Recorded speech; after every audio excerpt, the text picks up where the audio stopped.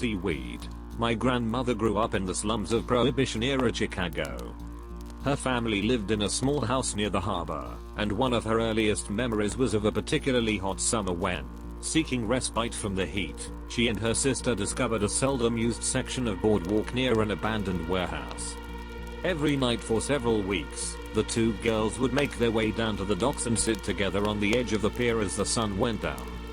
My grandmother vividly, and for a time fondly, recalled the feel of the seaweed between her toes as she and her sister dangled their feet into the murky water. It wasn't until years later that she returned to the pier and found that the warehouse had been demolished. Curious, she made an inquiry with the Department of Planning and Development. Apparently, the warehouse had been owned for a time by the mob, who was using it as a base of operations for a local prostitution racket.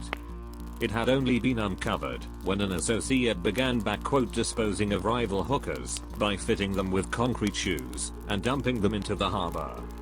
Investigating officers had recovered nearly 24 bodies from the waters of a secluded pier nearby.